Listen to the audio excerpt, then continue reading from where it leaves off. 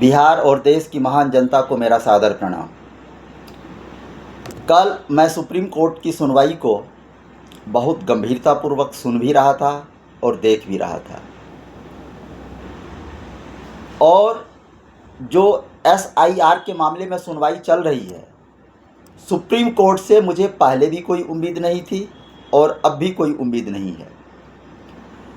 लेकिन विपक्षी दल के नेताओं को सुप्रीम कोर्ट से उम्मीद थी और जो ADR है उनको भी सुप्रीम कोर्ट से उम्मीद थी कि वह इलेक्शन कमीशन के मामले में, SIR के मामले में चुनाव आयोग को कोई आदेश वहाँ से मिलेगा। लेकिन मुझे कोई उम्मीद नहीं थी और ऐसी उम्मीद इसलिए नहीं थी क्योंकि सुप्रीम कोर्ट के कुछ फैसलों को, अगर हम पिछले कुछ सालों के फैसले को हम देखते हैं तो ज़्यादातर फैसले उसमें से सरकार के पक्ष में ही हुए हैं। और हम लोगों ने हमेशा सुप्रीम कोर्ट का साथ दिया है। जब जब सुप्रीम कोर्ट पर संकट आया, हम लोगों ने सुप्रीम कोर्ट का साथ दिया। लेकिन सुप्रीम कोर्ट के फैसले जिससे हम लोगों को उम्मीद थी कि वहाँ पर न्याय होगा, वह फैसला या तो सरकार के पक्ष में आया या फिर फैसला आया ही नहीं। वह मामले खुद ही अप्रासंगिक हो गए। हम सुप्रीम कोर्ट से उम्मीद क्यों नहीं रखते हैं? क्या कारण है कि सुप्रीम कोर्ट से हमारा कोई उम्मीद नहीं है? हम सुप्रीम कोर्ट का सम्मान करते हैं, आदर करते हैं, उनके हर एक फैसले का आदर करते हैं और करते रहेंगे, हमेशा करते रहेंगे।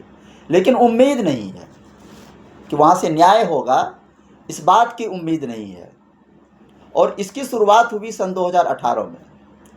आप लोगों को याद होगा सन 2018 में 4 जज, जिसमें से एक जज थे रंजन गोगोई, वह उन लोगों ने प्रेस कॉन्फ्रेंस किया और प्रेस कॉन्फ्रेंस में यह कहा कि हम लोग बड़े दुखी हैं। और उनका इशारा सरकार की तरफ था और हम लोगों ने रंजन गोगोई और उन जजों का पूरा साथ दिया। हमने ही नहीं, पूरा देश ने साथ दिया उनका। लेकिन बाद में क्या हुआ? उसी रंजन गोगोई पर सेक्सुअल हैरेसमेंट का केस लगा। बाद में वो बरी भी हो गए और बाद में वही रंजन गोगोई सरकार के पक्ष में उन्होंने फैसले देना शुरू कर दिया। और बाद में पता चला कि सरकार ने भी उनको पुरस्कार स्वरूप राज्यसभा का सदस्य दे दिया। आखिर हम कैसे जज का साथ दें? जब हम लोगों ने आपका साथ दिया और आपने सरकार के साथ सेटिंग कर ली। हम लोग सरकार के खिलाफ, हम लोगों के पास तो ना कोई पद है ना कुछ है, फिर भी हम लोगों ने आपका साथ दिया। लेकिन आपने सरकार के साथ जाकर के सेटिंग कर ली और राज्यसभा के सदस्य बन गए। दूसरा मामला आता है चंद्रचूड़ साहब का। चंद्रचूड़ साहब जब शुरू में जज बने, उन्होंने खुद कहा था मैं जनता का जज हूं, मैं जनता का न्यायाधीश हूं। हम लोगों को बड़ी उम्मीद थी चंद्रचूड़ साहब से। लेकिन जब चंद्रचूड़ साहब के फैसले आए, वह या तो सरकार के पक्ष में था या फिर उन्होंने कुछ मामले को इतना लटकाया कि वह बाद में मामला ही अप्रासंगिक हो गया। चंद्रचूड़ साहब पर जब शुरुआती दौर में उन्होंने कुछ ऐसी टिप्पणी की थी तो उनके खिलाफ सरकार के लोग, जो सरकार के ट्रॉल्स है, उनकी बेटियों को लेकर इनकी भद्दी भद्दी बातें करते थे। हम लोगों ने चंद्रचूड़ साहब का पूरा साथ दिया। हमने ही नहीं, पूरा देश ने साथ दिया। लेकिन बाद में क्या हुआ? वही चंद्रचूड़ साहब के फैसले, खास करके महाराष्ट्र और शिवसेना को लेकर के, महाराष्ट्र में विधानसभा के सदस्यों के अयोग्यता का जो प्रश्न था, उनको लटकाया गया बार बार, तारीख पर तारीख।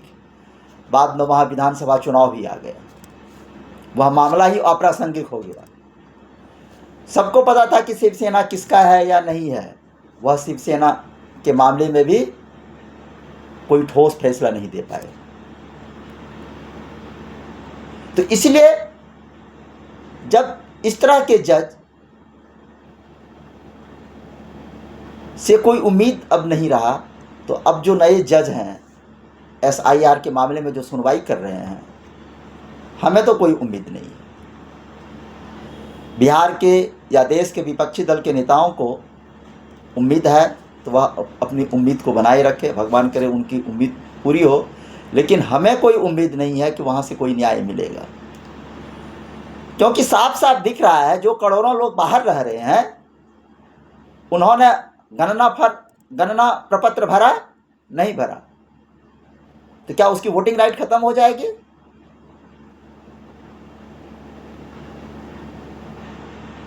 इस पर कोई पूरी तरह से चुप्पी है।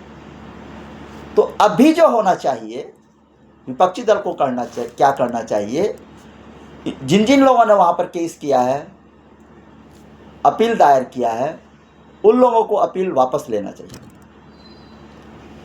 क्योंकि साफ साफ दिख रहा है इस मामले में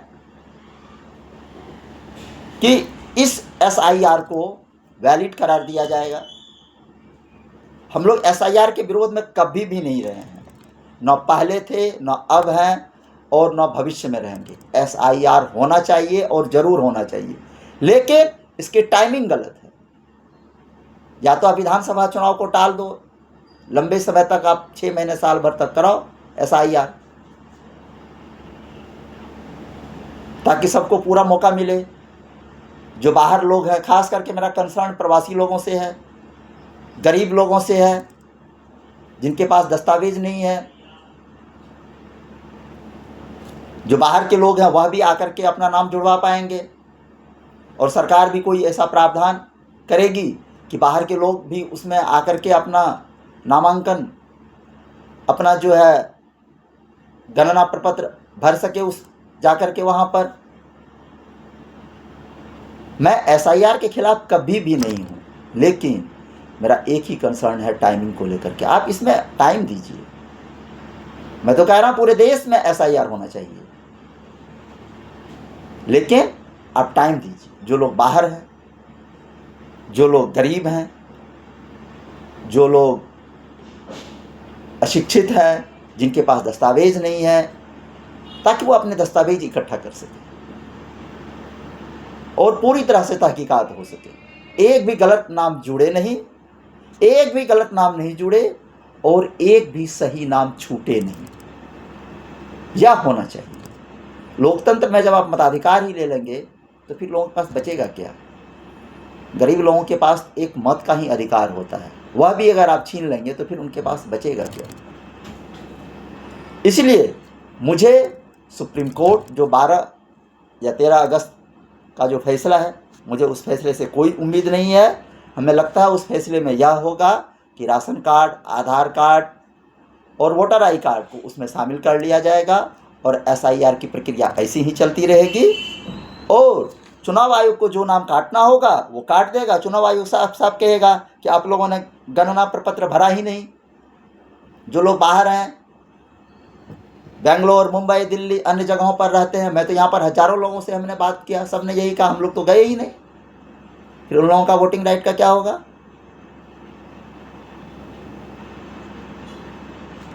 तो वही इन तीनों डॉक्यूमेंट्स को शामिल कर लिया जाएगा। SIR की प्रक्रिया चलती रहेगी और चुनाव आयोग को जिसका नाम काटना होगा काटेगा, जिसका नाम जोड़ना होगा जोड़ेगा। और इस SIR के बाद जो फाइनल वोटर लिस्ट बनेगा, और मैं पहले भी बोल चुका हूं और अब भी बोलता हूं, दावे के साथ कहता हूं, बीजेपी की पूर्ण बहुमत की सरकार बनेगी। और अगर कुछ सीटें बचेगी तो वह मांझी जी और कुशवाहा जी पूरी कर देंगे और बाद बाकी सारे दल अप्रासंगिक हो जाएंगे। और इस SIR के बाद अगर चुनाव हुआ, सबसे ज़्यादा नुकसान अगर किसी को होगा, विपक्ष और जनता दल यूनाइटेड को। विपक्ष पूरी तरह से अप्रासंगिक हो जाएगा, जैसे महाराष्ट्र में हुआ। जनता दल यूनाइटेड की स्थिति एकनाथ शिंदे वाली होगी। आज कौन पूछ रहा है एकनाथ शिंदे को?